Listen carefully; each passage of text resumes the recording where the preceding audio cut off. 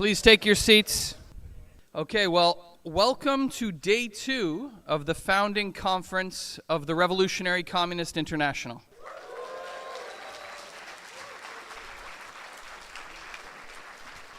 Welcome to the over 500 people here and the thousands online with us watching. For those of you online, you will notice that I am pausing. The reason is that this is being translated into many different languages.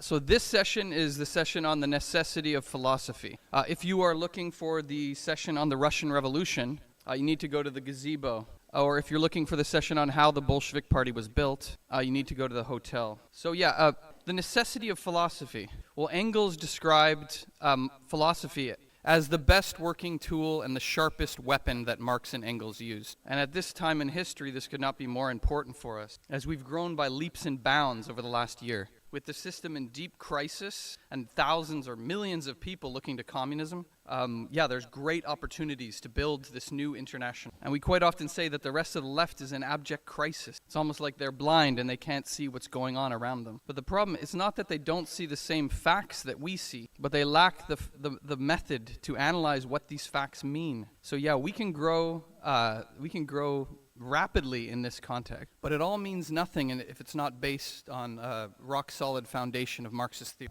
And the most fundamental importance of that is the method, the philosophical method. So our speaker today will be Hamid Alazadeh from the International Secretariat. So Hamid will speak for about an hour and a half, including translation. The session as a whole will run for approximately 4 hours until 1 p.m. and we'll take about a 20-minute break after. A couple of small announcements before we pass it over to Hamid. There's a lost and found. Someone lost their credentials. And there was a black notebook found. That's yours. It's up front. Also, someone has reported they lost a white Philips USB stick, probably in this room. If you find it, bring it to the front. Okay, so without further ado, I'm going to pass it over to Hamid to begin this session. Can you hear me? Oh. Can you hear me? Yeah? This is not working. Okay, well, thank you, comrades.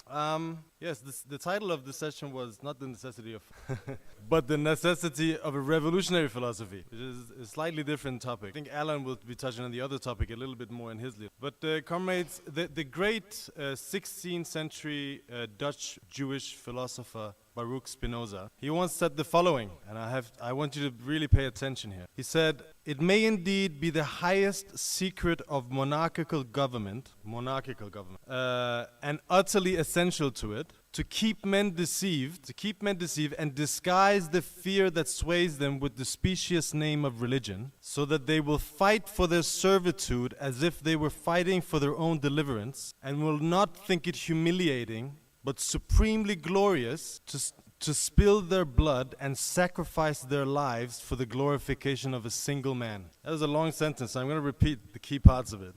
He said the highest secret of monarchical government is to keep men deceived with religion so that they can fight for their servitude as if they were fighting for their own deliverance. And they won't think it humiliating, but glorious to spill their blood and sacrifice their lives for the glorification of one man, by which he meant the king. Now, I don't think that all comrades comprehend the gravity of these words. Comrades, these words are fire. They're explosive. Because this is a time where European society was under the tight control of the absolute monarchs, a rule that was propped up by the Catholic Church's dictatorship over the mind. It was a time of the religious persecution of millions of people, the execution of tens of thousands on accounts of atheism, heresy, and witchcraft. And to stand up defiantly against the blazing reactionary opposition, and to expose the lie of religion and monarchy, that's the most courageous and revolutionary act. Now, Spinoza was lucky to escape trial for his crime, probably due to some faction of the ruling class protecting. But nevertheless, the Catholic Church put all of his writings on the index of forbidden books. And even in the Netherlands, which was the most democratic society at that time, it became forbidden to own, distribute, copy, and restate any of Spinoza's ideas, Spinoza's books, or even to rework his ideas. Now, why would mere words cause such an outcry? You see, these words might seem very simple to you, but if you think about them carefully, you'll find one of the most profound truths about class society and the class struggle, which is that in order for any ruling class to sustain itself, it's not enough to rely on the brute force of state repression. It's not enough to have the police, the army, the courts, the prison system. Even more importantly, perhaps, you need a system of ideas that justify the existence of the ruling class and its position in society. In other words, you have to somehow convince people that the rule of this class over them is not only natural, but supremely desirable. And even if this clashes entirely with the essential needs and aspirations of the majority. But if we think about it a little bit more, it also tells, we can derive another profound insight, which is that every revolutionary class must have a revolutionary philosophy. Spinoza's ideas were revolutionary. They represented the interests of the rising capitalists, a class of merchants and industrial producers who, in their fight against feudalism, based themselves on science and materialist philosophy, which were rapidly advancing in tandem with one another, and which were constantly clashing with the official church doctrine. According to that doctrine, our world was the creation of God. It existed within a strict hierarchy, with the earth at the center of an unchanging universe, man as the highest creation of God, the kings at the top of the human world answering to no one but God. Now, all the things in this world were copies of the eternal essences which existed in the mind of God. The truth, therefore, could only be found in religion, and the church, of course, reserved the monopoly of interpreting religion to itself. Now, this is a strain of idealism, which is one of the two main trends in philosophy, i.e., that ideas are the primary substance of the world, and that matter is only secondary or a derivation of ideas. All religions are idealism, and all idealism ultimately leads to religion. You see, these religious doctrines were undermined step by step with the advance of science, which also stimulated the advance of materialist philosophy. Because with every step forward in science, you saw the unfolding of a strictly material world, which exists entirely independently of us and our ideas, and operates according to its own inherent laws that can be discovered and understood via the scientific method. There's no room for any divinity, any capricious God in this world outlook. And that, in short, sums up the materialist outlook of philosophy, which was essentially Spinoza's outlook, and is also our outlook. Now, the blows that this materialist philosophy dealt against the Catholic was an essential part of the bourgeois revolution, which swept away the old order and laid the basis for modern capitalism. And these were incredibly advanced ideas. And you read the thinkers of that time, it's amazing reading. And in fact, Marxism is based on the highest expression of bourgeois philosophy, namely the materialism of the French materialists and the dialectics of Hegel. Today, however, bourgeois philosophy has completely degenerated into the crudest form of subjective idealism. And subjective idealism is a particularly vulgar and primitive strain of philosophy. It's almost like how a child sees the world, because it raises the immediate subjective experience of the individual to be the absolute. And the most prominent school of this thought today is postmodernism. Now, this is a school of thought that took off in the 70s, and I thought about bringing some quotes so I wouldn't appear as a dilettante talking about them. But there's not really any point to that, because they're not very easy to understand. And they are like that for a purpose, in order to cover their crudeness and their reactionary nature. So I decided not to. But I'm going to tell you what they're about. And you just have to trust me. So since the emergence of postmodernism is developed into a wide umbrella of ideas and schools of thought and sub-schools and sub-trends and so on and so forth. You have post-colonialism, intersectionality, queer theory. But all of these have a series of fundamental principles that they base on. The starting point is that you cannot have a comprehensive worldview. What does that mean? You cannot have a coherent philosophy. You cannot try to explain nature and human society. along broad general lines. And they base this principle on two fundamental. First of all, they say that the world is ever changing and is ever so different. And so it's impossible to impose on it a method that can describe it all. And because there are no general laws, there are no patterns, and therefore we cannot deduce any general concept. So according to these people, any concept that we might have are merely our arbitrary, subjective impositions onto the. So we just make up things about things. And now, of course, there are a number of contradictions that this mode of thinking runs into. First of all, they refuse the idea of a comprehensive worldview. They make the most sweeping generalization you can ever imagine, and they don't even bother providing any proof. They just say it. You can say kind of left to faith, but that's not the main point. From a philosophical point of view, the essential problem of postmodernism is this extreme one-sidedness. As I said, it's literally like a child trying to learn about the world, discovering one side of it and clinging onto that as the whole. Except that most children learn that actually the world is a complicated series of interpenetrating contradictions. The postmodernists start from the character of our knowledge. How do we know things? They say that our knowledge is limited by our subjective experience. In other words, every single one of us are different, and we're all limited beings. We have weaknesses, we have biases, and therefore we cannot know anything fully. But again, this is correct as one side of. But if you stick to this one side, you end up in an absurdity. Because if we only have our own experience, and that is a faulty one, how can we know anything at all? How can we even know what we know and what we don't know? In fact, a lot of modern philosophy, modern bourgeois philosophy, openly draw the conclusion that we cannot know of any objective reality, and hence it probably doesn't. But then we have to ask the question, if you cannot know reality, how can you prove that any of these things that you experience exist? How can you prove that anything besides yourself exists? In fact, you cannot even prove that you exist as a material being. For all we know, we just exist in a matrix, and you are all my imagination.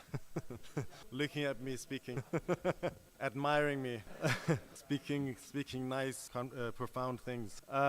Yes, and if we cannot know the world or the laws governing it, why would these postmodernists bother writing books or tell us things about this world that we cannot know whether it exists or not? Because they can't be sure whether we exist to read and understand their writings. Anyway, they never answer this point. But as I said, the problem is that they view things always in a one-sided, crude, and vulgar manner. From a Marxist point of view, there is an objective reality, which is the material world. It exists independently from us, but we are a part of that world, and we can understand it by interacting with it. Now, of course, it's true that every single individual is limited in one way or another, but that's just one side of things, because humans are social animals, and knowledge is social by its very nature. Our knowledge is not just the result of our individual interactions, but the result of billions of interactions of people for over thousands and thousands of years in cooperation with one another, a social interaction which weighs up the limitations and shortcomings of the internet, of the individual. We don't have any limits.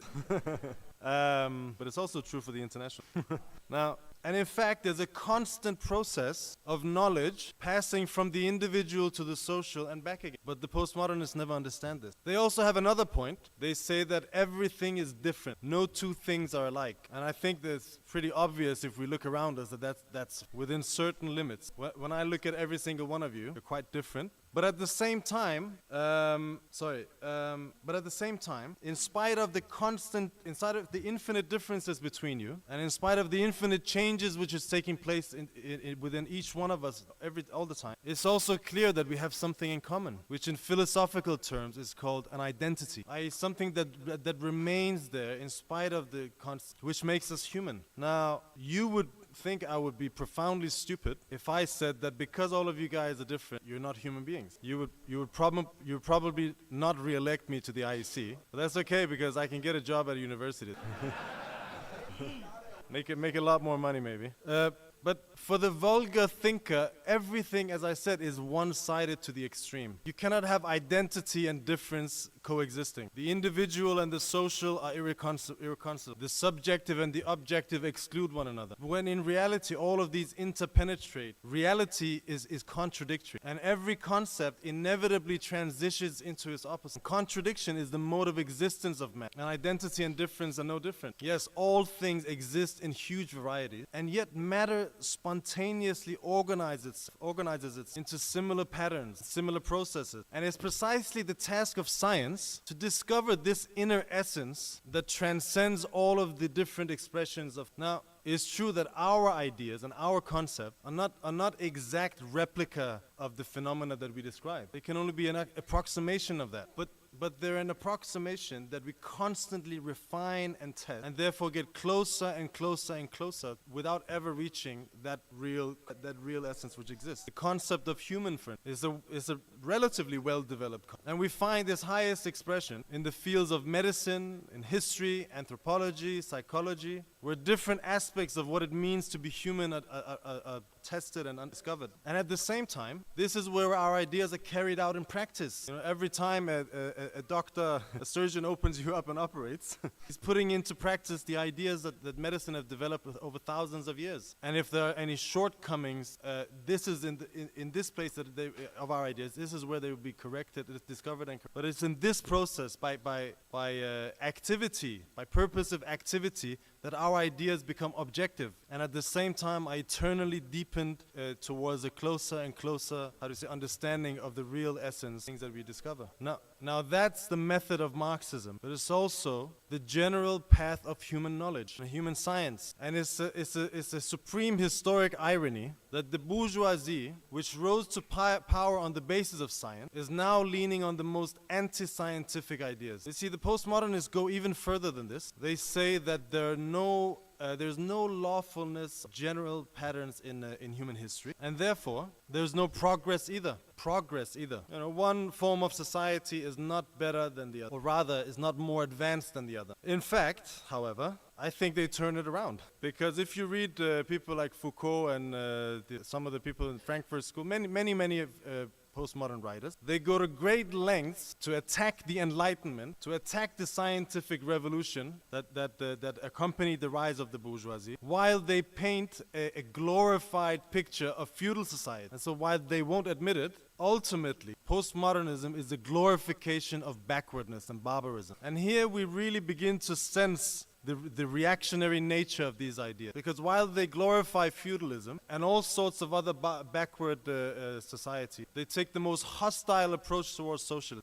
In fact, it's funny because these guys try to portray themselves as anti-establishment, but they are the exact opposite. They are through and through counter-revolutionary. And their real target is Marxism and communism. That is, the scientific outlook of Marxism and the struggle for a communist future. Because they don't just claim that it's futile to fight for a better future. They say that because Marxists do this, we are oppressive. They say that we are the enemy. And because we try to form a coherent understanding of the world, then we are dictatorial and authoritarians. They completely turn things upside down.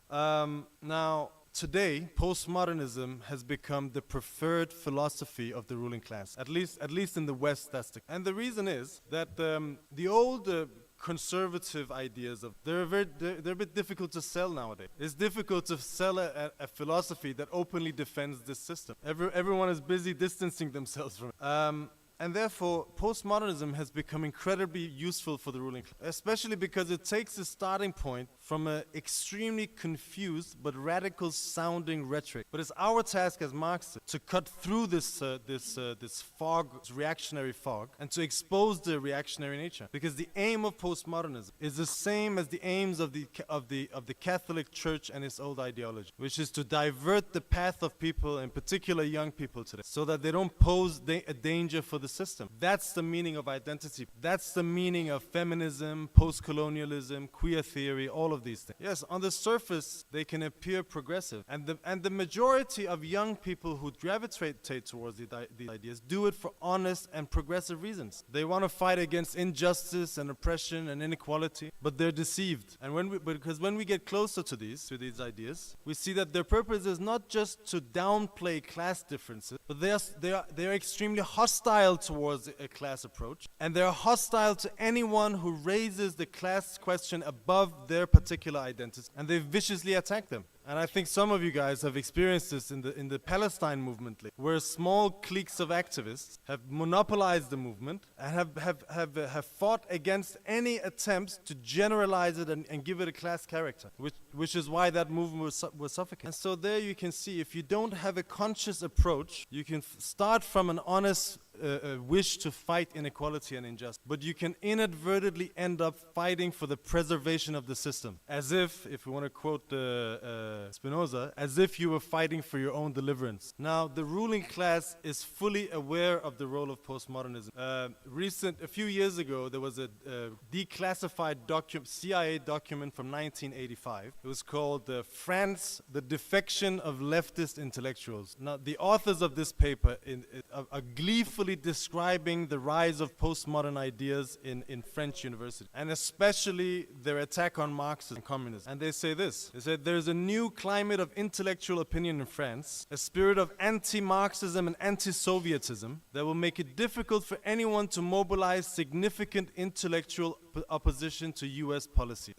Isn't that clear? And they continue, "Led by a group of young renegade communist ranks who build themselves as new philosophers, many new intellectuals have rejected Marxism and developed deep-rooted antipathy towards the Soviet Union. Anti-Sovietism has in fact become the touchstone of legitimacy and left circles, weakening the traditional anti-Americanism of the left intellectual, and allowing American culture and even economic and political policies to find new vogue." Now, this is a very interesting report, and I really recommend people to read it in full. It has lots of interesting points. In fact, their analysis is very close to ours, just from an opposite class point of view. But since then, the different strains of postmodernism has been promoted throughout the world of academia, and it's become infused into the whole of the education system today, to the point that it's now become an ordinary part of everyday life. Now, just like the church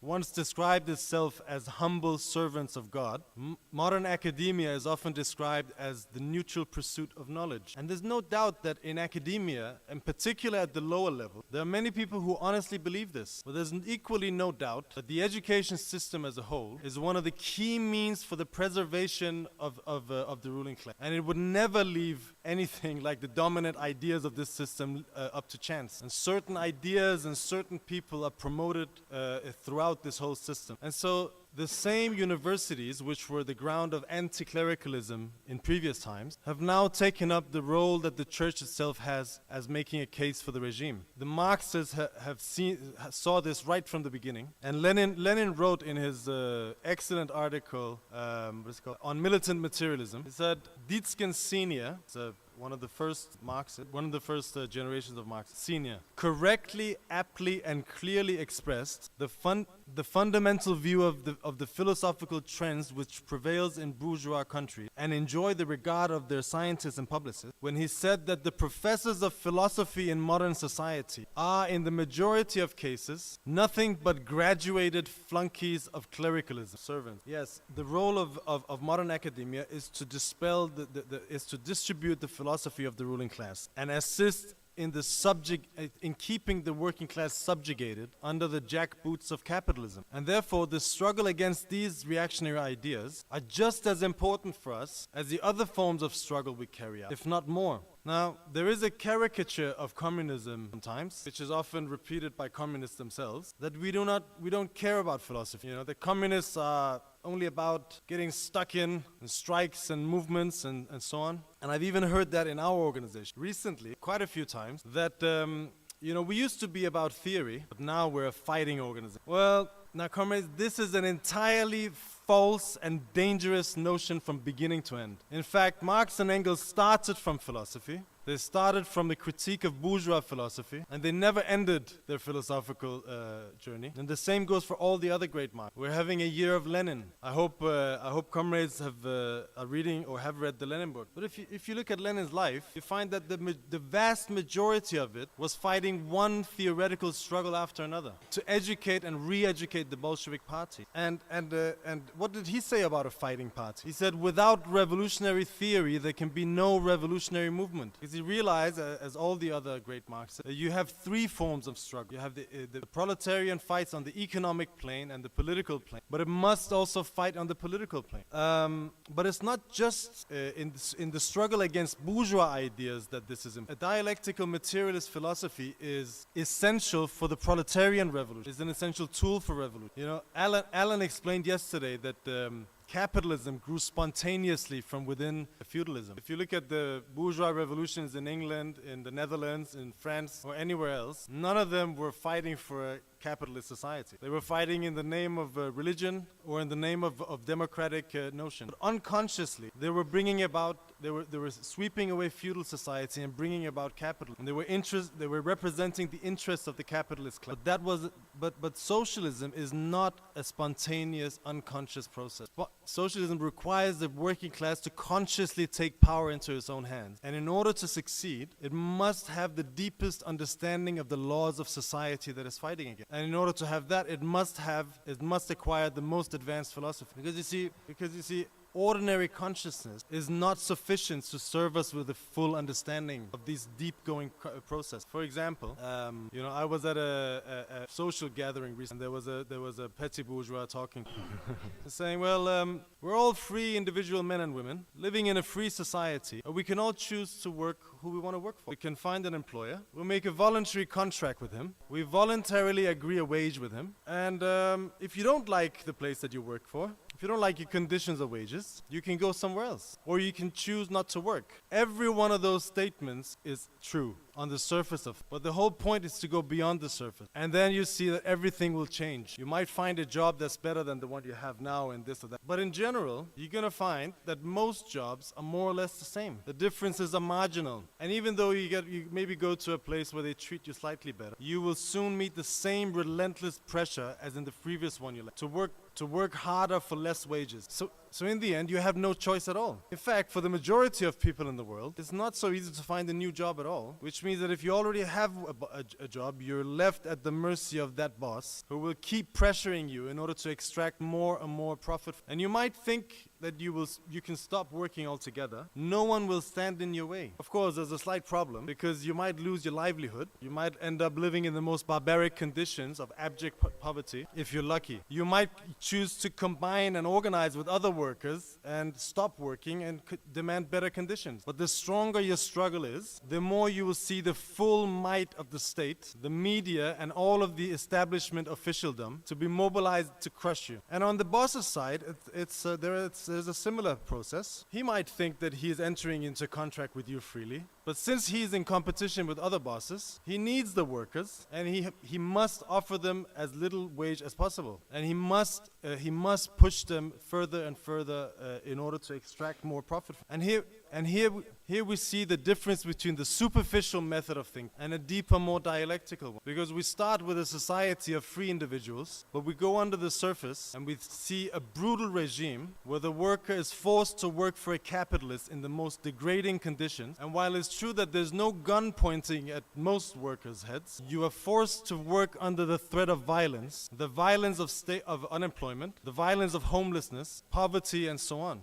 That's not freedom. That's slavery of the whole working class, or in other words, wage slavery. In the end, as Marx and Engels explain, what you have, the only freedom that exists is the freedom of the capitalist to exploit the worker. And it's this contradiction which inevitably prepares the proletarian revolution. And it's like this where we look at the whole of society. That men and women are formally free to make their own choices in their life. But as soon as we take a step back and take a bird's eye view, we immediately see iron laws operating in society, independently and often opposed to the will of millions and millions of people. The majority of people want a peaceful life, but in pursuit of a peaceful and harmonious life, the system puts insurmountable obstacles in front of them. And therefore, exactly because people want a peaceful life, they become massively radicalized and they draw the most revolutionary conclusion. If you look at human history, the laws are even more striking. Before anything else, human beings have to eat, sleep, and subsist. And in order to do that, we develop means of production, tools to raise our productivity. At a certain stage in this process, a part of humanity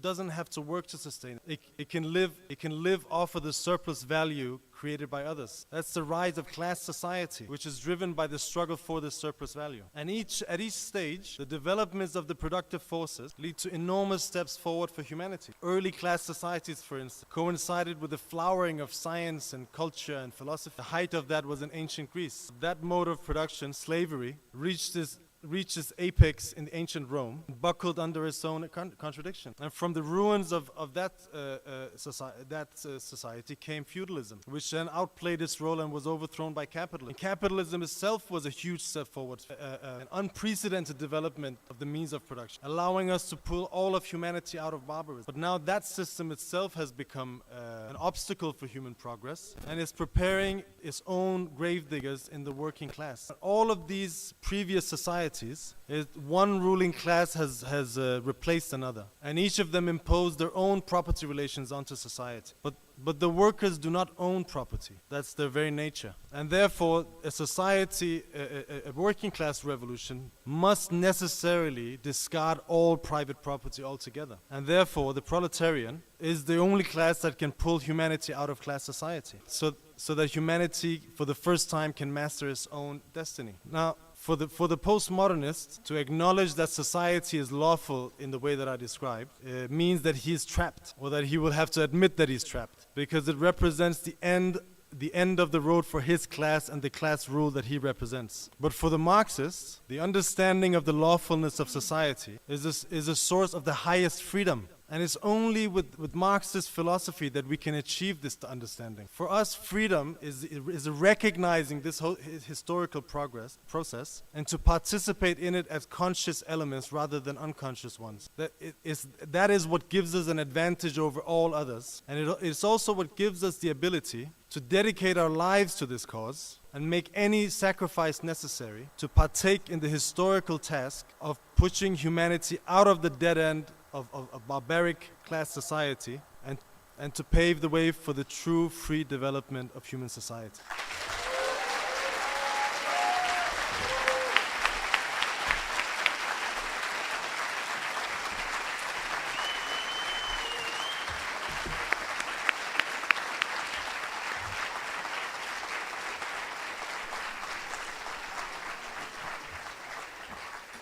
Well, thank you very much, Hamid, for that excellent presentation. Yeah, I think we have enough time for at least one speaker before we take a break. So yeah, the first speaker I have is Jérôme.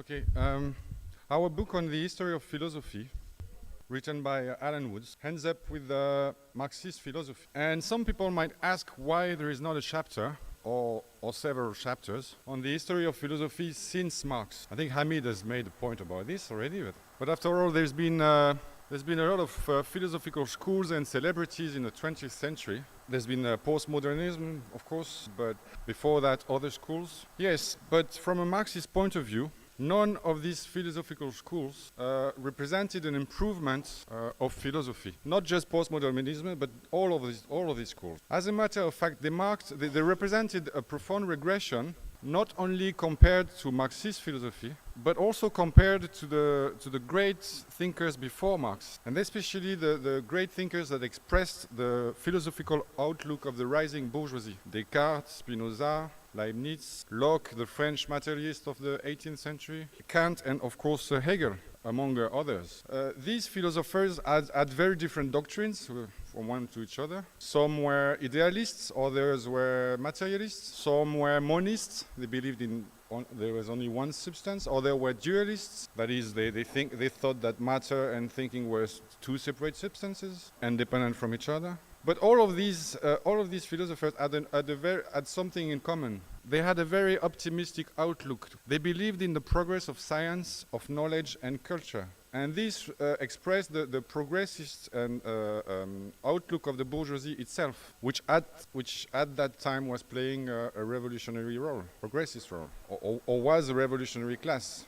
And by the way, Hamid said that the Marxist philosophy is a continuation of the teaching of the great thinkers of that of the great representative of bourgeois philosophy. Yes, but Marxist philosophy also marked a turning point and a qualitative change in the history of philosophy. Dialectical materialism does not represent the outlook of the bourgeoisie. It is a revolutionary philosophy directed against the power of the bourgeoisie, which from being a revolutionary class has transformed itself into a reactionary class. At that stage, the bourgeois philosophy started to degenerate rapidly, which reflected its hostility toward Marxism, but more generally,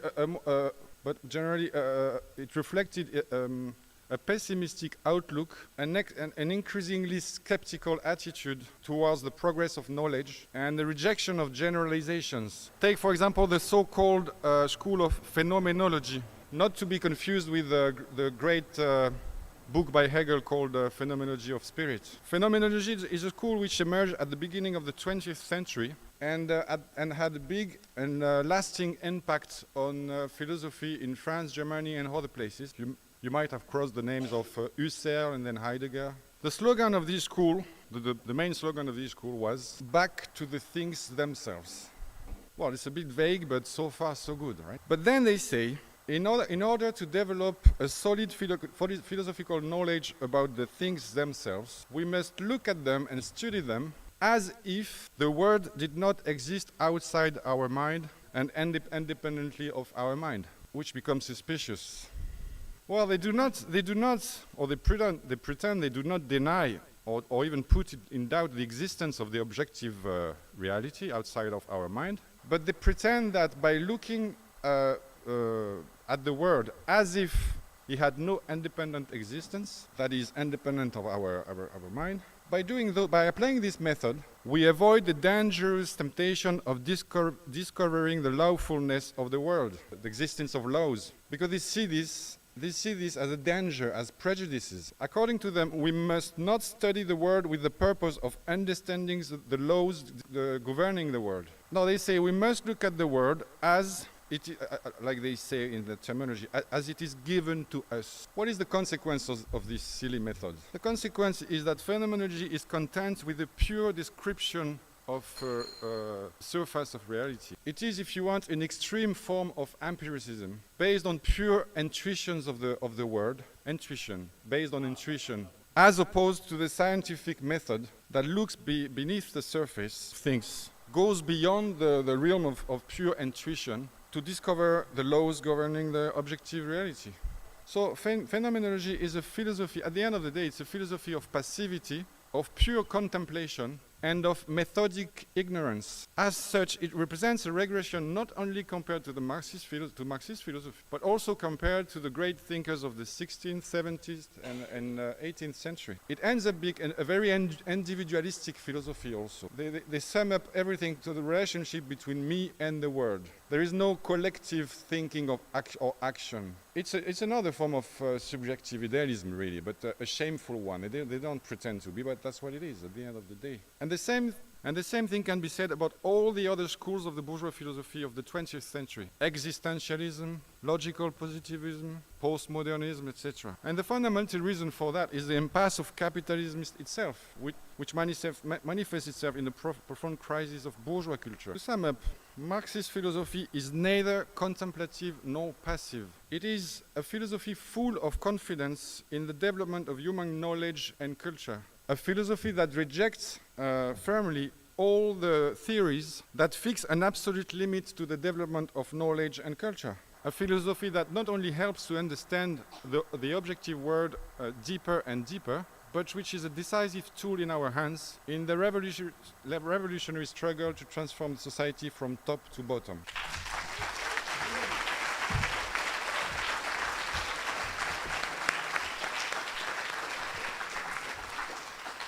Okay, comrades, before we go on the break, I have a couple of things to announce. First, if you are inspired by this presentation and discussion so far, and you really want to dive deep into philosophy, You are in luck. The International has produced a lot of great books lately on philosophy, most notably The History of Philosophy by Alan Woods, as Jerome mentioned, which if you have not read, you absolutely must read. And you can get copies at the bookstall, Well-Read Bookstall at the back. Or for those of you listening online at wellreadbooks.com. As well, I've been told to recommend this book, Reason and Revolt, which is, investigates the relationship between Marxist philosophy and science. Which is a fantastic book. If you have not read it already, I encourage you to get that as well. So we're going to break until 11. There is still room for a few more speakers on the list, so please let me know. Come to me at the break if you want to be on the list. Also, I have been told that when you enter and leave, please do so by the back doors so people can check your credentials. Okay, see everyone at 11. Take your seats. So we have a lot of people who want to intervene. Our first person we have is Vincent, followed by Jack. But I plead for every person intervening to keep it to maximum 15 minutes, including translation. And if what you said has already been talked about, please take yourself off the list. We'll start with Vincent. Hello, comrades. So Marxism has been fighting one form of another of subjectivist idealism for a while. Whether it's been the fight of Marx against and Engels against Kantism, or Lenin against imperial criticism, or us now against postmodernism and identity politics. If there is an unbroken thread from Marx till us, the subjectivists also have some kind of unbroken or maybe broken thread that can be traced back to Kant, Immanuel Kant. Kant has elaborated the philosophical foundation of all this tradition. He built a theory to explain that we cannot know the world as it exists independently from the knowing subject. He starts with a good point of departure, that the act of knowledge is not passive but active. We don't only do a list of things, but consciously we select, we organize, and we interpret information coming from the things that we see. We understand the world through what Kant called the categories. It's the most general concepts, like time and space, necessity and accident, causality, existence and non-existence. But from this, Kant draws the wrong conclusion. He says that we cannot know if these logical categories exist outside of our mind.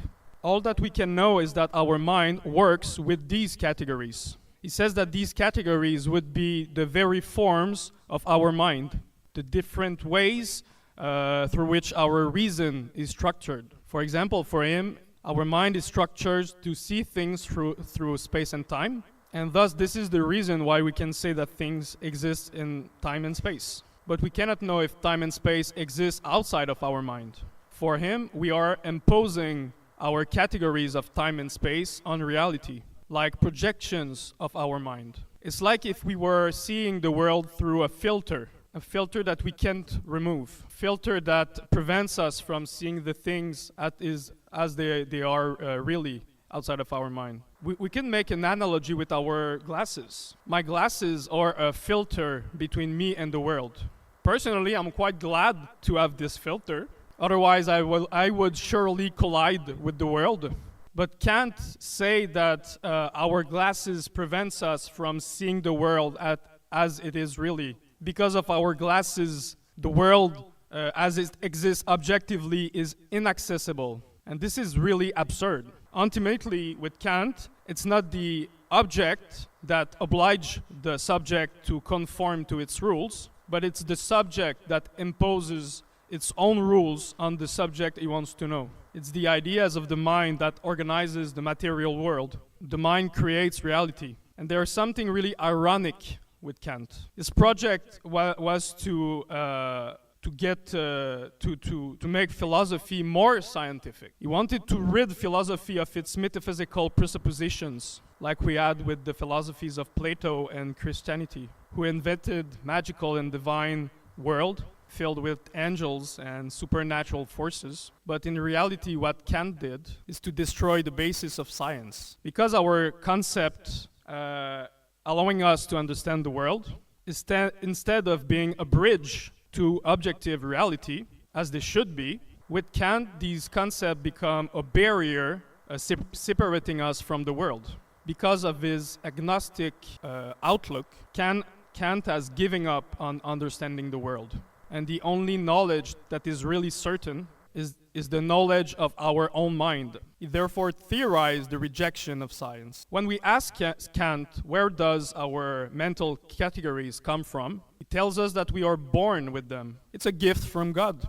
But what Hegel and Marx would show us is that, on the contrary, our categories don't come primarily from our mind, but from the exterior world. The young child will learn to understand the world by touching the object and putting them in his mouth. And in this way, he will learn the laws of causality, of gravity, of time and space. The laws of universe, the objective laws, are thus transposed into the mind of the young kid. Through practical experience, by transforming the world around us, we acquire the logical categories to understand the world. We learn to understand the world more intimately. We get closer to the knowledge of the objectivity. Marx said that the movement of the thought is only the reflection of the real movement, transported and transposed into the brain of man. Lenin called this the theory of reflection, and this is the basis for the Marxist theory of knowledge, that our ideas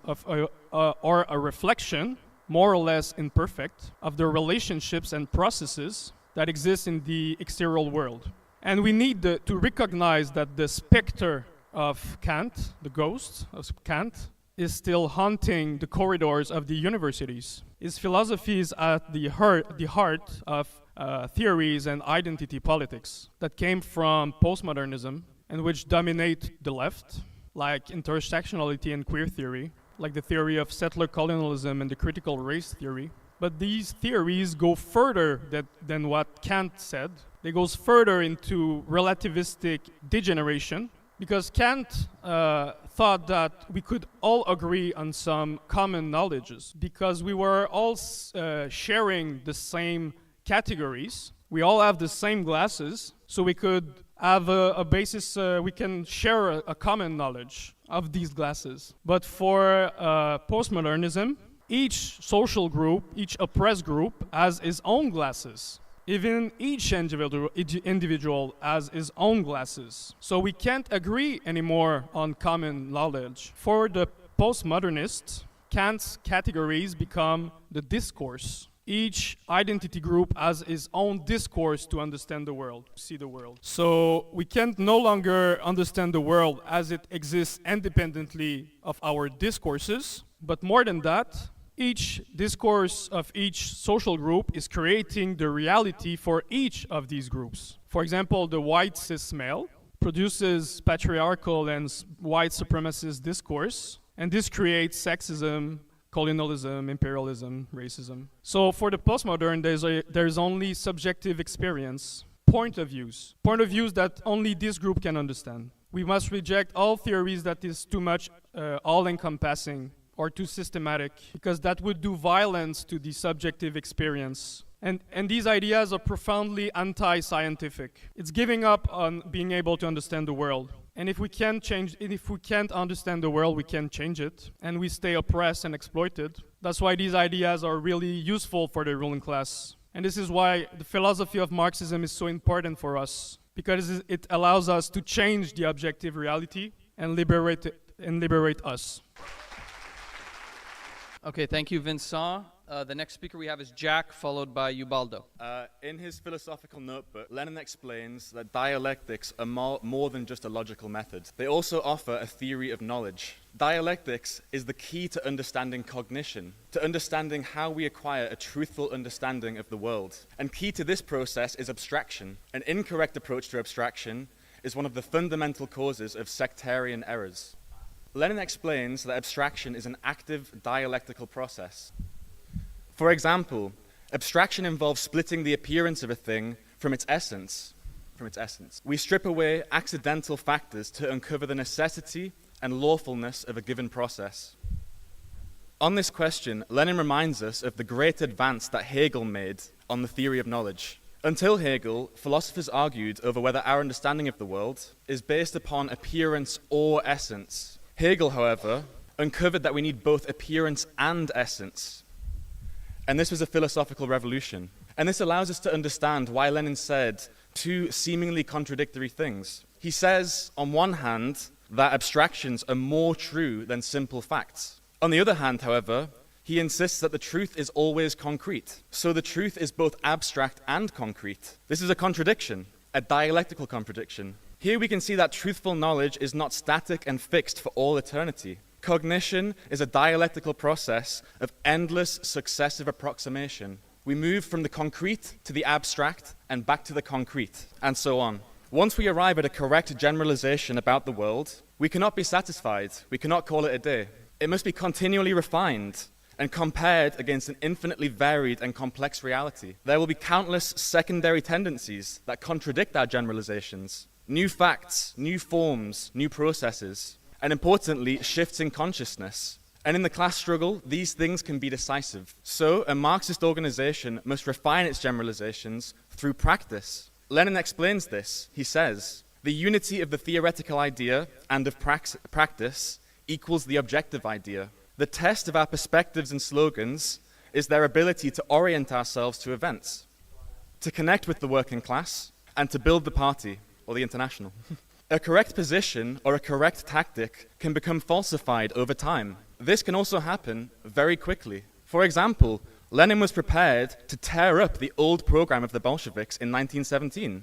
In the April theses, the program of democratic dictatorship was replaced with the program of socialist revolution. This doesn't mean the old program was always incorrect, but its limits came into conflict with a new situation. It had to be cast aside. And it's no coincidence that Lenin, a dialectician who studied Hegel, was the only person prepared to do this. But not every change in perspectives or tactics needs to come about suddenly or drastically. Small corrections and changes in emphasis are equally important to reach the masses. For example, we have deepened and developed our understanding of the mass workers' organizations and the entryist tactic. Our tendency made a generalization that the masses moved through the traditional mass organizations. But new facts have emerged. We've had the hollowing out of the old social democratic and Stalinist parties, the experience of the bankruptcy of left reformism, and also the labor bureaucracy are determined to never let something like Corbyn, the Corbyn movement, happen again. So the old abstraction is still generally true, but we've deepened it and clarified it through practice. And if we'd clung to the old abstractions, we wouldn't have been able to make this bold new turn in our work. Now, the sectarians, they raise a hue and cry about this. They demand a formal apology or an explanation for our previous slogans and methods. And this is because sectarians live in a world of ready-made formulas. They fetishize abstraction. They raise it above reality. This is what we call formalism. And when reality crushes their abstractions beyond repair, they often somersault in the direction of empiricism and impressionism, which means slavishly worshipping the immediate present. And this is one reason why sectarians zigzag between ultra-leftism and opportunism. The philosophical basis of this is the zigzagging between formalism and empiricism. And these are two sides of the same deficiency, an inability to grasp reality dialectically. So, sectarianism is above all a question of philosophical method. It's not a question of secondary things like how we orient towards the mass organizations. Now, we are not a sectarian organization, obviously, but formalism and empiricism can creep in, as they sometimes did in the Bolshevik Party. So there is only one safeguard from sectarian errors: to apply the dialectical method as part of the living struggle. Marx said, famously, that the philosophers only interpreted the world. The point, however, is to change it. And I would add that we can only interpret the world correctly by fighting to change it. Now, Hamid mentioned this idea that this incorrect idea, that we are no longer concerned with theory, that we are now a fighting organization. I would say it's especially because we are now a fighting organization that we pay even more attention to theoretical clarification. Thank you.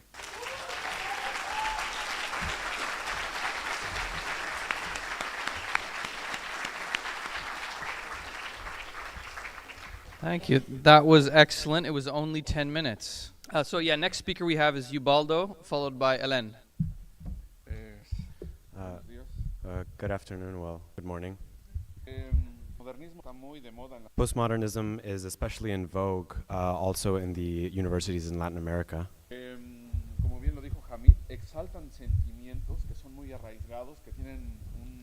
As Hamid mentioned, they raise all of these feelings that are very deeply rooted in the youth and that have a certain truth to them. But instead of doing this to actually find a real scientific solution to all of these problems of exploitation, of oppression, they instead turn it into a moral question, crying and just falling back on themselves about the sad situation of these peoples. They have such an effect that even some of the comrades that are in our universities, they basically say that if they don't have a way to bring these comrades, bring these new contacts into the organization, if these ideas are not rescued in the first few months, then these new contacts are going to be lost. These thinkers like Derrida and Foucault, they are the daily bread of all of these tendencies in schools.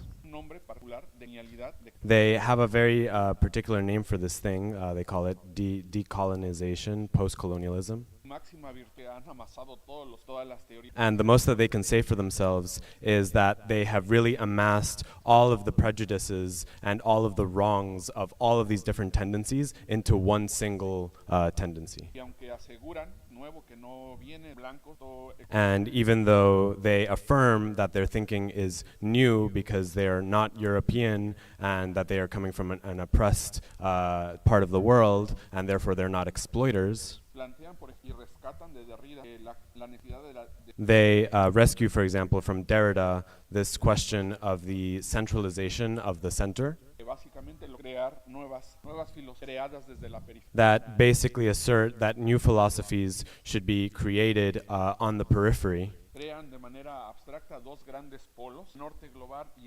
So they create two big poles around the world, the north side of the world, the northern hemisphere, and the global south. And they say that everything that comes out of the global south is progressive and, of course, revolutionary.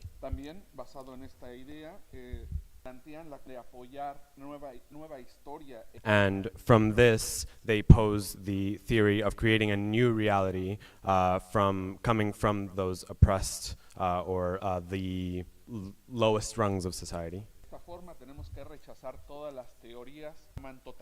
And therefore we have to reject all ideas that are totalizing or generalizing, because these don't reflect the thinking or the feelings of, for example, indigenous people.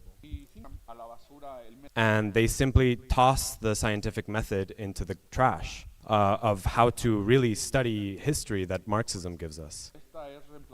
This is instead replaced by the discourses of the most oppressed rungs of society. Those of us that live among and know the ways that these certain sectors of society think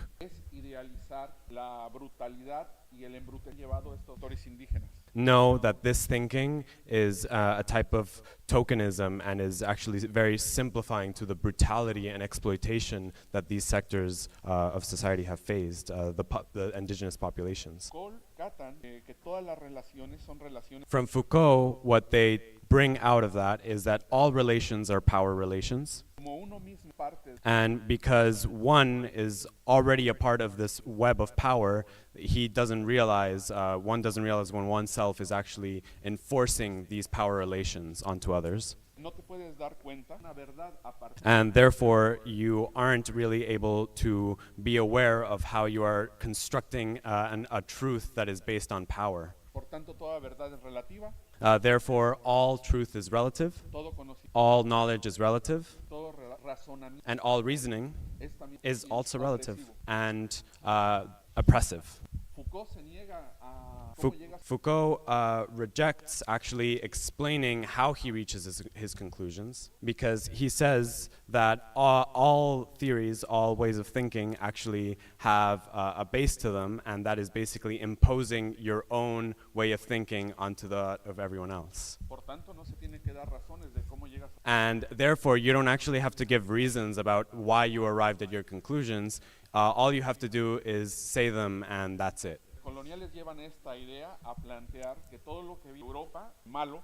The post-colonialists say that they have this idea that everything that comes from Europe is bad. En una batalla contra la modernidad que básicamente la relacionan con todo el pensamiento. They are fighting against modernity. They have this ongoing battle against modernity that they relate to the Enlightenment. A pensar, momento, la lucha de But they never really stopped to think about what it really meant, what the Enlightenment really meant, and it's a fight against obscurantism. Yo estoy seguro, como Diderot, que llama a la And I'm quite sure that they haven't actually bothered to pick up any of these books. I'm quite sure that they haven't bothered to pick up the readings of Diderot, who actually calls for colonial insurrections against their ruling classes. rechazan las ideas modernas. They reject the ideas of modernity because they say that these ideas have justified the oppression of the indigenous peoples. Olvida un poco el estar despiadado contra otros. But what they neglect to mention is that even before the Enlightenment, there was already a subjugation and a colonization of other peoples. For example, in the Aztec Empire, there was a massive subjugation of from the Aztecs to all of the surrounding peoples. Lógicamente europeas. Logically, they hate Marxism because Marxism is a set of ideas that is white and European. Dicen que el marxismo es lineal, la forma de intentar el desarrollo de la They say that Marxism is too linear in its way of thinking about progress and about society. esa no repa la forma ya americana. That is not the way that Latin America actually developed. Las ideas agresivas latinoamericanas. And they reject Marxist ideas because they say that they are totalizing and that they reject the points of view of the oppressed and of the exploited of Latin America. They say that Marxism is economically reductionist and that it doesn't actually take into account cultural dominion and cultural oppression, No comprende la relación interna entre and that it doesn't understand the internal relation between culture and nature. Therefore, their political project is as follows. We have to change language, we have to change ways of thinking, largo, because this project is quite a long and lengthy project. tal vez Maybe we can do this in 200 or 300 years. lo que tendría que apoyar ahora But what we have to support right now is that which is native. Those who rescue the voices of the oppressed. Evo Morales, que For example, projects such as the government of Evo Morales, which was an indigenous government, o López Obrador, que organiza or López Obrador, who has seminars directed towards the oppressed layers.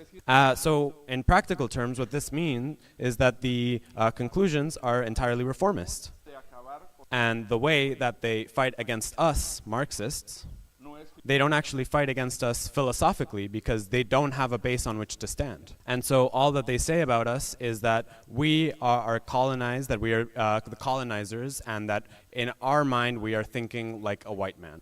We should have absolutely no mercy in the ideological battle against these types of people.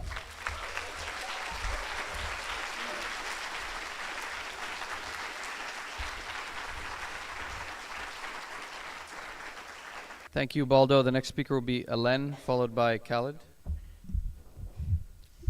As Marx explained, the ideas of a society are the ruling ideas of a society are the ideas of the ruling class. And so the class struggle is also a struggle for philosophical ideas. We saw this clearly in Russia, where the process of counter-revolution after the 1905 revolution was also brought into the sphere of ideas. The revolution ended in a great defeat, with a reactionary period for some years to follow. And this defeat had a profoundly demoralizing effect, especially on those intellectuals who had sympathized with the revolution when it was in full swing, but who began to abandon it as soon as the reaction came. A feeling of pessimism invaded the petty bourgeoisie, with a tendency to abandon class struggle and turn inward, seeking out new ideas, including irrational, religious, and semi-religious ones. And it was around that time that imperial criticism, a subjective, idealistic,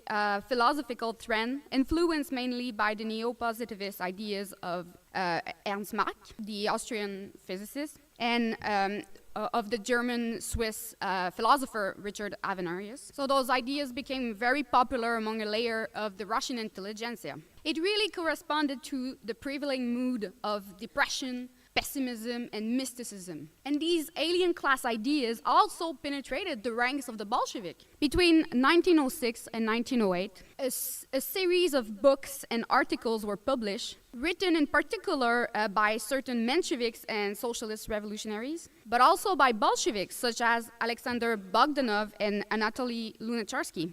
Essentially, what they were claiming is that Marxism was kind of an outdated philosophy that needed updating and revision in the light of the so-called new ideas of empirical criticism. And it was in this context that Lenin made a very important contribution to Marxist philosophy in the 1908 book Materialism versus Empirical Criticism that you buy, in which he meticulously criticized these ideas. So empirical criticism claims to go beyond the division between materialism and idealism by abolishing the fundamental distinction between, on one and what belongs to psychology, to the thinking subject, and on the other end, what belongs to the physical, objective world. So this philosophy then reduced everything to experience, with the object of the world described as complexes of sensation. And on this basis, the Russian empirical critics, they reject materialism because they consider that it postulates that there is a material world beyond our experience and a world beyond our sensation, and that is a phantasmatic abstraction. To which we can reply, as Lenin did, but where do our sensations come from? Where do our senses come from? Where does our consciousness, which experiences sensation through our senses, where does it come from? And if everything is experience, what are we experiencing? We must be experiencing something other than the experience itself. And Lenin will go further. If experience if everything is experience, did the world exist before humans or any form of life existed and could observe the world experience? Which brings us to the question, where did human beings come from? Where does life come from? So obviously, the empirical criticists didn't have any answer to those questions. So to say that the foundation of everything is experience and stop there is actually to say nothing at all. It raises way more questions than it gives answers. And this is why Lenin argued actually that this philosophy inevitably lead to religion, to mystical, irrational explanation. So it doesn't go beyond materialism and idealism. It stays profoundly idealist. And what Lenin explained, what we explain, is that the organic matter evolved naturally from inorganic matter. And eventually the further development of the central nervous system generated a brain, and eventually human brain and human consciousness. We are ultimately matter that has become conscious of itself. The objective world exists, yes, independently of the subject who experiences it, but the two are part of a dialectical unity. So Lenin waged a war against those ideas, against this subjective idealism. And he uses Engels' expression of an eclectic pauper's broth. He uses the expression of Engels of a eclectic pauper's broth, kind of to describe the philosophy of those who try to renew and combine Marxism with all sorts of idealistic ideas. And this is something we see and we have seen again today. You meet sometimes intellectuals who claim to be neo-Marxist, heterodox Marxist, analytical Marxist, queer Marxist. I've saw on Wikipedia open Marxism. Don't ask me what it is. The thing is that no matter how you try to modify Marxist philosophy, it will always come back to the same thing. You end up removing materialism from Marxism. You end up removing dialectics from Marxism. So you end up removing Marxism from Marxism. Why is that? Because Marxism is not just a patchwork of good ideas and programmatic items. It is a coherent whole that can only be understood as such. You can't detach the historical, economic, political analysis of materialism from the materialistic method. Everything starts with matter. When we say that the history of every society is the history of class struggle, it comes from the scientific understanding that there are objective material forces that shape society independently of our own subjectivity. But by rejecting materialism, even just the slightest bit of materialism, you reject the objective scientific explanation of society. And this is precisely what the Bolshevik Bogdanov will end up doing. So I read this book on imperial monism, so you don't have to, fortunately. And he says at one point, laws are not given in experience, but are created by thought as a mean of organizing experience. This is almost identical to what we hear today from postmodern intellectuals. There's nothing new under the sun. But guess what? In Lenin's time, those ideas were not new at all. They were simply a rehash of the ideas of David Hume and of Bishop Berkeley. Berkeley, who said, esse est percipi, to be is to be perceived. So if laws are created by the mind, then they have nothing to do with material reality. So is gravity only in my head? Natural selection in my mind? What about the laws of capital? Is Marx's analysis of capitalism true? Does it correspond to reality? Or is it just a way of organizing our experience? If so, perhaps there's another way of organizing our experience. Nothing justifies to fight to end exploitation if it's not a material reality. So we can really see the reactionary consequences of this idealism. After almost 2 years of internal struggle within the Bolshevik ranks, in 1909, Lenin split from Bogdanov, Lunacharsky and company, and so on. But really, we must see here that Lenin's struggle was not only against their philosophical revisionism, it was against their formalism and ultra-leftism, because obviously political differences are linked to philosophical differences. To give an example of the political repercussion of this, under Bogdanov's influence, the Petrograd Bolsheviks adopted a resolution in October 1905, calling on the Petrograd Soviet to recognize the Bolshevik leadership, and if they refuse, they should leave the Soviet. Unsurprisingly, no one listened to the Bolshevik or remained mainly isolated from the movement. And shortly, Lenin arrived from abroad, furious, and he said, "You cannot, by means of ultimatum, force the masses to skip the necessary phase of their own political development." You really see here Lenin's materialism versus Bogdanov's idealism. You really see Lenin's flexible dialectical approach, which started from the workers' consciousness and then develops the right strategy, methods, and slogan to patiently connect with the masses and help them evolve toward revolutionary conclusions. And it's precisely this flexible dialectical patient approach that Lenin brought into the Bolshevik Party that ultimately enabled the party to win the majority in the Soviets. So what this shows is that the basis for revolutionary action is to have a philosophical method that is precisely revolutionary. This means that we can't concede just even an inch to idealism. If Lenin had fought for that 10 years before the revolution, we can be doubtful, actually, that the Bolshevik would have led the masses to victory. So this is why it's not just a theoretical debate. It is our duty as Marxists to reject and fight against such reactionary idealist nonsense and to defend the rational thought of dialectical materialism.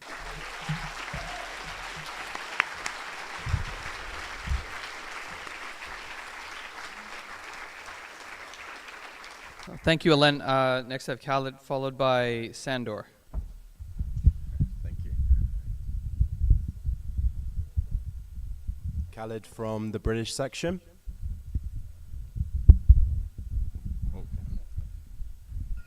Well, comrades, the human nature argument is often thrown in our faces as communists by those who seek to justify the status quo and say that society resembles our human essence. The dominant ideas of the ruling class say that we are atomized individuals, who cannot be united because of our innate greediness or self-interest. And as Hamid explained, this divisive logic is used by the postmodernists. It's the exact same, even though they pose as radicals. But Marxism provides us with the tools to dismantle these lies. In fact, even before Marx, Hegel wrote a witty article titled "Who Thinks Abstractly?", which shows the limits of this rigid and static view of human nature. He recounts a story of a murderer's execution, and to the authorities' dismay, there is great public sympathy towards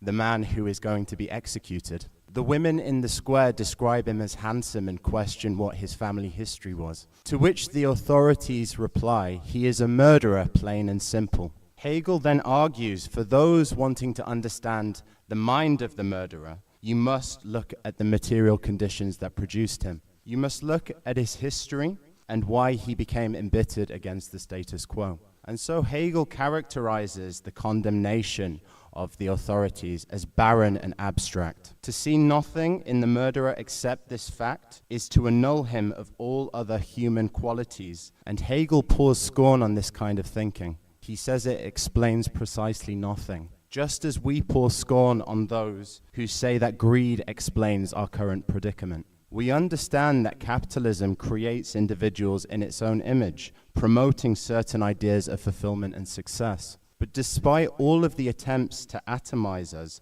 the fact that we are social animals cannot be denied. We depend on one another, and it is collectively through labor that we evolved as a species. This is what our method teaches us. And the working class is welded together by its relation to the means of production, not by some arbitrary wish that we have invented. It was Marx who profoundly and beautifully explained human nature. He said it was the ensemble of social relations, looking at humans as isolated individuals, rather than the relations between ourselves and the natural world, explains nothing at all. Society is clearly one of the causes behind our thoughts, the main cause. Our worries, our anxieties, our desires are to be found in the outside world. Our nature, therefore, is not an abstraction inherent in every individual. It is not fixed and static. Greed was not superimposed on humanity by a higher power. In fact, the abstractness of this position makes each individual identical and a mystery as to where our nature comes from. It opens the door to idealism and religious explanation. And you find a kernel of this in biological reductionism. I'm sure everyone has heard of the selfish gene. As far as I can tell, they haven't found this gene yet. But it's clear that this vulgar biology serves to justify the status quo. And in fact, with Marx, the dialectical view of our relationship to one another and to nature is inherently revolutionary. Marxist philosophy, unlike all those philosophies before him, allows us to comprehend action, both past and present. The ideas that people have felt for a certain time. Consciousness being a reflection of social conditions. And as he writes in The Poverty of Philosophy, all history is nothing but the continuous transformation of human nature. When applied to history, we can understand the dominant ideas of antiquity, which justified the setup of society by saying that slaves have no souls. And we can understand the dominant ideas of modern-day capitalism, which justifies wage slavery through various means. Marxist philosophy makes it clear that there is nothing natural about greed. But Marxist philosophy goes further than this. If we want to fight greed, we have to change the way society is set up. And in this way, Marxist philosophy is not a contemplative thing. It is a call to action. It is a call to socialist revolution, for us to establish a higher form of society fit for human beings. And these conclusions that are being drawn across the world pose a mortal threat to the capitalist system. And this is why the bourgeois and their academic lackeys will never forgive Marx for his revolutionary philosophy.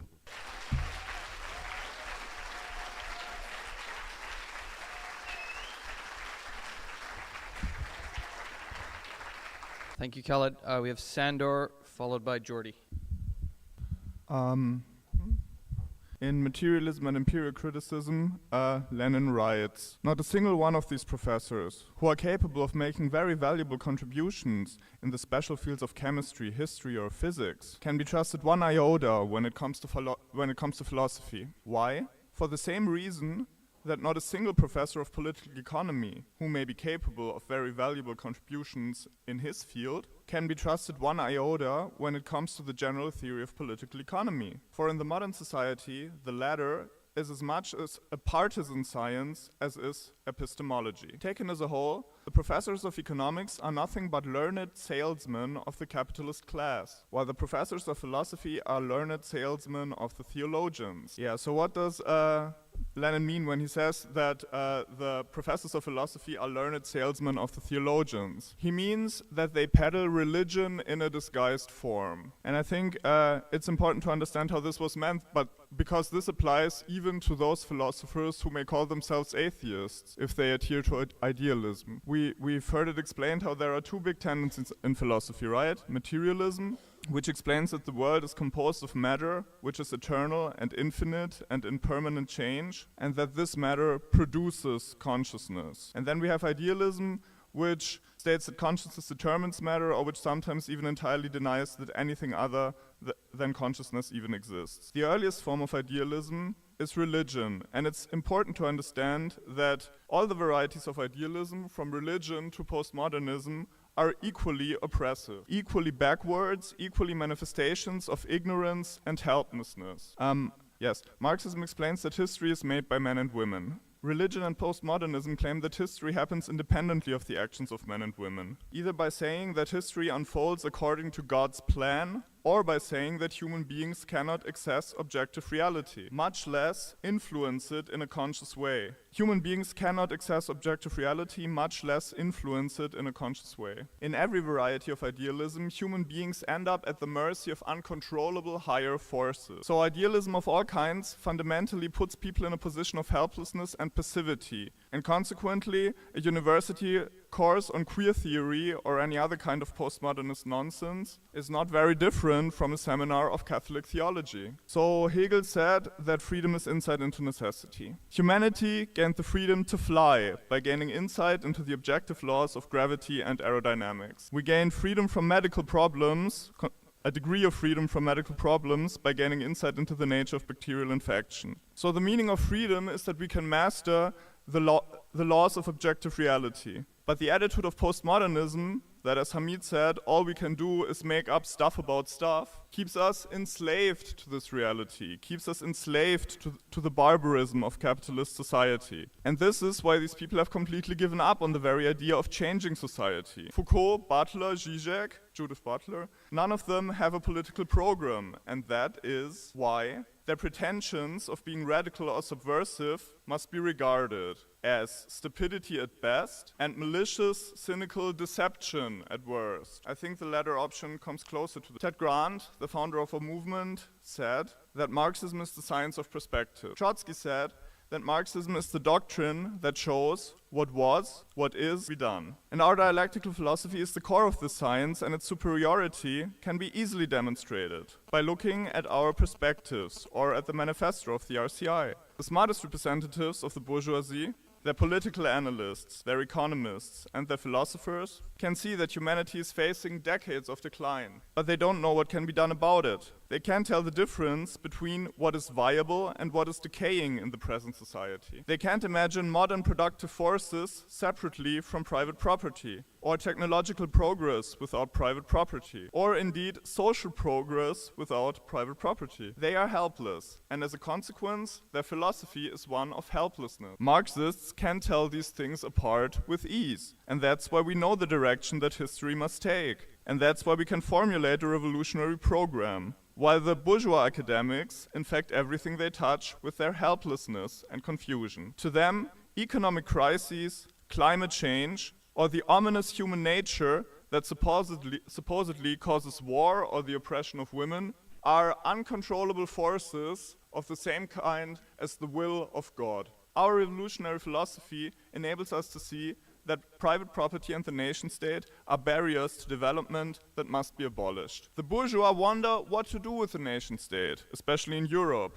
they cannot understand that it must be abolished. But dialectics shows us what kind of qualitative leap is needed here. The form of the nation-state must be negated in order to preserve its content, namely the productive forces and the human civilization that relies on them. So it is our philosophy that gives us the insight needed to be free. It gives us the freedom to change society. But the philosophical ideas that dominate in capitalist society chain us to this society. And that is why Lenin calls philosophy a partisan science, a science that takes sides in the class struggle. That's why he says that bourgeois philosophies are our enemies, just as much as bourgeois economists. In the final analysis, and even though they may claim the opposite, both of these two kinds of academics are paid to write books about how capitalism is eternal and revolution is impossible. As Lenin said, they cannot be trusted one iota.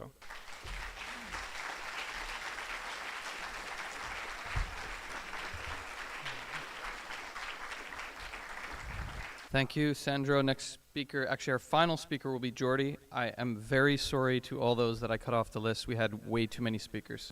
A lot of the ideas and even concepts, words that we hear in our work in the universities, discourse, performativity, a lot of this stuff, even though sometimes people who use these concepts and words do not realize, a lot of this goes back to Foucault. And so I wanted to talk a little bit about it. Now, Foucault was at one point a member of the French Communist Party. He left disgusted by Stalinism, but his disgust with Stalinism took him in a completely reactionary direction. He started by studying the theory of power, and he recognized that power is also replicated or maintained through institutions. So he started by studying institutions like prisons, jails, the crime system, but also the way ideology is reproduced through the school system and so on. But down this path, he ended up with a completely wrong conclusion. He said power is not a relationship that is exerted by one group against another. He said power is everything and is everywhere. So he said basically power is exercised through norms, through knowledge, not that those who have knowledge have power over those who don't have knowledge, which is a reasonable, fair enough idea, but that the existence of knowledge itself is a form of power. He also said that science is a form of power, and therefore he rejected science, and also classification is power, and therefore classification must be rejected. Down this rabbit hole you end up with nothing, basically. Not only this, he also said that norms are power, but you cannot defy norms, because by defying norms you will be imposing a different set of norms, and that will in itself be power again. So this ideology is not only nonsensical, it doesn't serve to explain anything, it's also profoundly pessimistic and therefore reactionary. Power exists, but it's everywhere, it's everything, and you cannot defy it. Or rather, if you defy power, you will end up with different forms of power, which is the same thing as the starting point. Of course, a lot of this is based on this idea also that discourse is a form of oppression. I wouldn't want to tell you what discourse really is, because I don't understand it myself. I don't think they understand it themselves. But maybe what they're trying to say is that trying to explain something is a form of oppression. This ideology is completely remote from material conditions, which are the ones on which power and oppression is based. And they are completely obsessed with language and the forms of things rather than the content. Recently, Judith Butler gave an interview to the New York Times, and in this interview, she says something that caught my attention. She says this: what I like most about what young people are doing is the experimentation. I love the experimentation, she said. Like, let's come up with a new language. Let's play. But this is the interesting point. She said, let's see what language makes us feel better about our lives. And here you can see the really reactionary content of this ideology, because it's not about fighting oppression. It's about finding a language that makes us feel good about ourselves. Never mind the fact that we're still oppressed, but at least we feel good about ourselves. I was in Mexico recently, and a comrade from Yucatan who's at the university, I think she's studying biology, can't remember. Oh, she's studying anthropology, much worse. Not that anthropology is worse, but it's much more infected, perhaps, than biology. She said, here in my university in Yucatan, if you call a mass meeting, that's a form of violence. If you have a debate and try to convince people, that's a form of violence. And if you take a decision at a mass meeting, if you take a vote, that is particularly a form of violence, because you are trying to impose your opinion on everybody else. And you might think that this is funny, but this is the real conclusion of this. And she said that this is so pervasive in her university, it makes organizing extremely difficult. And this is the logical conclusion of ideas like the idea of the lived experience, intersectionality. Of course, people's lived experience of oppression is what drives many to organizing, to the struggle, to rebelling against the system. But this is not what these people mean. What they mean is that only I can know about my conditions, my feelings, about how I experience oppression, and therefore I cannot say anything about your lived experience of oppression. You cannot tell me anything about my oppression, because that I'm the only one who knows about it. This is the most extreme form of subjective idealism, which leads where? Leads to extreme atomization. It leads to disorganization of any movements, and not possible. Collective action is impossible on this basis. One time we were having a meeting about and it leads also to censorship. These ideas are used as a form of censorship against the Marxists. You cannot speak. We were having a meeting about the death of Fidel Castro a few years ago at LSE, University in London. And there's this guy, German PhD student who came. And we were, of course, defending the Cuban revolution with all our criticisms. And he said, you white European privileged students, you cannot tell the Cubans what they should do or not. Just so happened that the only white privileged student in the meeting was him. Yes, it's true. I'm not a white privileged student. I haven't been a student for a very long time. And I said to him, look, I've been to Cuba many times. In Cuba, there are many opinions. I'm not forcing my opinions on anyone, but I want to discuss my opinions with as many Cubans as possible, and they are free to take it or leave it. And what you're doing is trying to prevent myself from expressing my point of view. I wanted to mention in passing Silvia Federici, who wrote a very famous book, unfortunately, called Caliban and the Witch. Now we will have to, unfortunately, write about this book because it's quite popular in these circles. But if you look at this book, what it says is the following. Capitalism came about in an extremely violent manner, which you don't need to read Federici to understand. You can read Marx's Capital, the chapter on the primitive accumulation of capital. You can read The Conditions of the Working Class in England by Engels. It's horrible.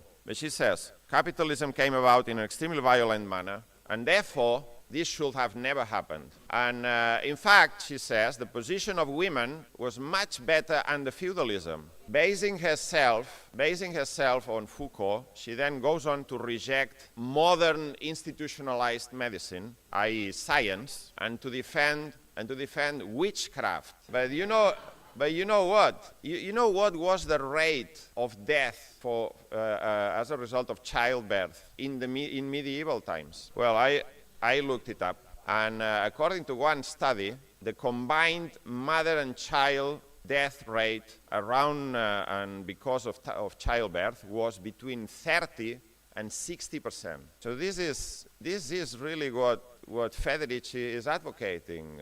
Chuck away modern institutionalized science. Also, these people reject modernity completely. But there's one example I like to use. You know, in 1790, can't remember the exact year, the Haitian Revolution came about because the black slaves in Haiti read the Declaration of the Rights of Men claimed by the French Republic, French Revolution, and they said, oh, this is a Eurocentric document. We want nothing to do with that. No, they said, if all men are equal, we are men, we are equal, and they rose up in a revolutionary struggle. They defeated 3 imperialist powers, and they achieved their freedom. So there you are. And that was well, it wasn't in Latin America, but anyway, it's in the Caribbean. It's not in Europe.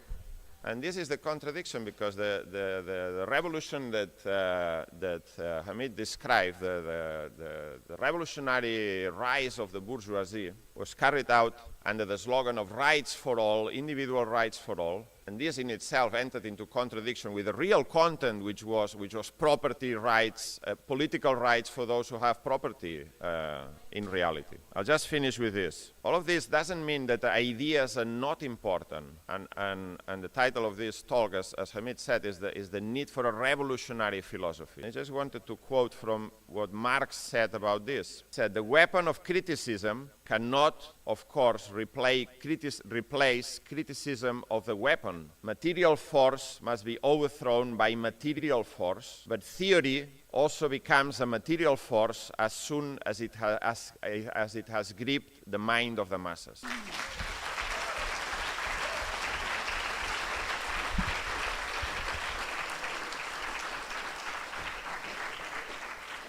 Thank you, Jordi. Just before I pass it over to Hamid for the wrap-up, there were a couple questions, written questions, that I will read out now. So yes, someone asked, Hamid made the point that the bourgeois fight unconsciously, but the proletariat must fight consciously. They just wondered if you could clarify. That means you have lots of time. And then another comrade asked, why do we say that postmodernism is a glorification of feudalism? I'll pass it back to Hamid. Well, comrades, it's been a really great session. I don't have much time because Jordi took a lot of my time. He also took 2 of my quotes, so that just on the 2 questions, what was it? The first one maybe we can discuss after, because I think I spent half of my lead off explaining it.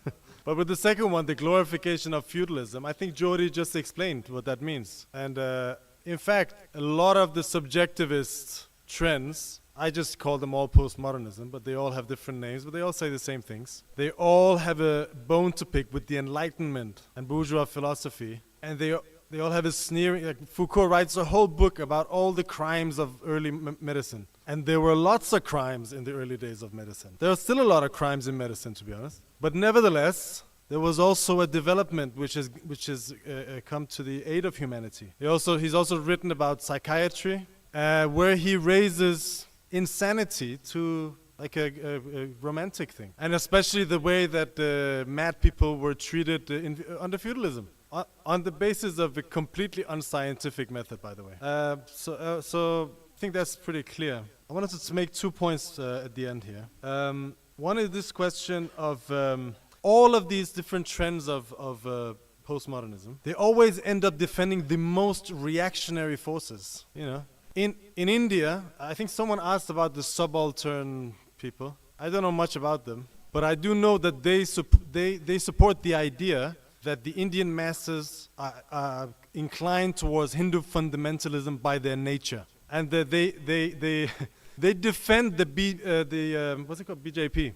BPJ? Yeah, BJP. And they defend them against those who attack them for being reactionary. And they say, no, this is the nature of indigenous Indian people. They also defend Islamic fundamentalism in the Middle East, and they defend the worst type of tribalism in Africa. And when it comes to the question of women's liberation, they put forward the idea of wages for housewives. That sounds like a nice thing, doesn't it? You know, housewives should be economically independent. I can support that. But they want to keep women in the house. We want to bring women out of the house and into society. That's the liberation of women. To bring women into the class struggle, side by side with the men. So that's how you fight for equality. So but those are kind of the most obvious reactionary sides of it. But there's also the side that Jody quoted in this quote that Jody mentioned from Judith Butler. You can do small things to make yourself feel better. You know? And oftentimes you can discuss with people, honest people who kind of bought into these ideas, and they would say, yeah, we do need system change, but right now we should just do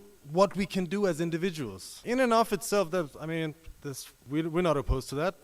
This is a free democratic society. But the point is, that's all they talk about. It's a bit disingenuous. If you really believe that system change is the only way to really change things, why do you spend all of your time talking about the secondary, irrelevant individual actions? You know, talk about changing your language to make, not to offend people, or in the environmental movement, there's 1,000,001 things you can do as an individual to save the environment. But no, we do want to overthrow capitalism, but this is just what we want to do now, and then we continue just talking about that. But the point is, this is quite disingenuous, but in reality, what's happening is that they oppose at every step collective action and put instead of it individual action. But class society does not develop on the basis of individuals. It develops on the basis of class struggle. And the higher the class consciousness of the working class, the closer we are to changing this society. When you promote individual action as opposed to collective action, you oppose the process of class, maturation of class consciousness. And therefore, these ideas play a very reactionary role. Now, there's another point I wanted to make. Someone mentioned Kant and the categories. And the question is, obviously, the big question in philosophy is, where do ideas come from? In philosophy, you have the categories of time and space and identity and difference, contradiction. In Kant, these were independent entities that lived kind of eternally in our minds. But in reality, these are inherent relations of matter itself. And they're the result of trillions and trillions of interactions over hundreds of thousands of years that have gradually imprinted them into our consciousness to the point where we've lost sight of their origins. And that's why idealism can latch on to these. And in idealism, they face humanity as monstrous forces that keep billions of men and women shackled in a humiliating and undignified state of ignorance. And this is also barbarism. This is one of the most vicious forms of barbarism. And it's upheld by three forces: by the division of labor between the hand and the mind, by the general impoverished state of the masses, and by the powerful interests of the ruling class. And we have to remember that the socialist revolution is not just a struggle for higher living standards and wages and so on, but a struggle against this barbarism, for the true liberation of humanity from backwardness and general ignorance. Thank you very much.